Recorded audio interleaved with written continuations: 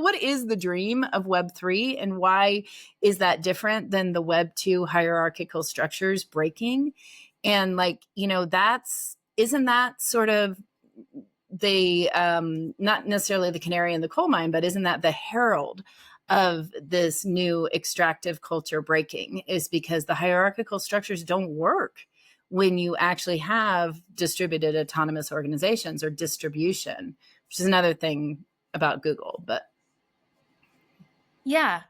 Basically, I think the best way to look at it is Web3 is taking us back to Web1. And Web1, in the 80s and early 90s, that was really, it was a combination of many different factors and organizations coming together, but it was a public good. So DARPA, the government, hackers, engineers, computer scientists, they kind of came together and built this thing and brought it to life, but it was structured as a public good. And I think the best example to look at that is the SMTP. That was the email protocol that was completely open, could send back and forth. I almost failed a college course because I refused to learn this thing called email in the early 90s. Because you had to go to like the computer lab and go through, Unix or whatever. I'm like, I was an outdoor rec major. I'm like, no, not a thing.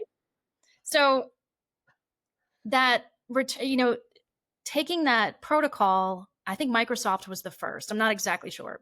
But taking that and putting that behind a corporate paywall and making it part of the paid product set the precedent for transitioning from Web 1, which was open, public good, transparent. Everybody could see what everybody was doing in the code base.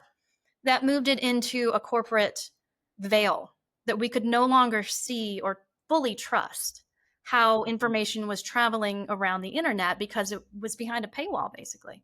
And then that grew. And then it brought us amazing things. So we can't completely throw it all away. I mean, Web 2 brought us a connectivity and, people were able to start businesses that couldn't have done that before. So it brought us all together. But then because so few people controlled how the information flowed back and forth, and we lost that eyesight onto what was going on, and then it shifted power into a handful of people.